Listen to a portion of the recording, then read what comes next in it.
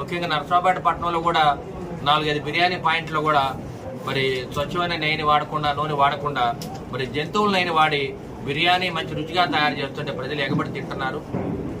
మరి వీటి మీద కూడా ఫుడ్ ఇన్స్పెక్టర్ కానీ వీళ్ళందరూ కూడా దాడులు చేసి చర్యలు తీసుకోవాలి.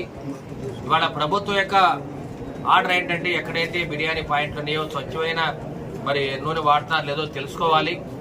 మరి చాలా చోట్ల జంతువుల కళేవరం చూసిన నూనెని వాడి మరి బిర్యానీ పాయింట్ తయారు చేస్తున్నారు కాబట్టి మరి చాలా మంది ఆరోగ్యాలు పాడైపోయే పరిస్థితి వాడు ఉంది. కాబట్టి ఎక్కడైతే తిరుపతి దేవస్థానంలో తీగలాగితే దొంకంత కదిలినట్టు రాష్ట్రం మొత్తం కూడా ఎక్కడైతే హోటల్స్ ఉన్నాయో, బిర్యానీ పాయింట్లు ఉన్నాయో వాటి మీద కూడా చర్యలు తీసుకోవాలని చెప్పి వాళ్ళ గవర్నమెంట్ ప్రయత్నం చేస్తుంది. ముఖ్యంగా నర్సరావుపేట పట్టణంలో ఏదైతే బిర్యానీ పాయింట్లు ఉన్నాయో వాటి మీద కూడా దాడులు చేసి వాటిని మూసేసే పరిస్థితి వాళ్ళ తేవడం జరిగింది. కాబట్టి అందరూ కూడా ఎక్కడైతే హోటల్స్ ఉన్నాయో, బిర్యానీ పాయింట్లు వీళ్ళందరూ కూడా ఒళ్ళు దగ్గర పెట్టుకొని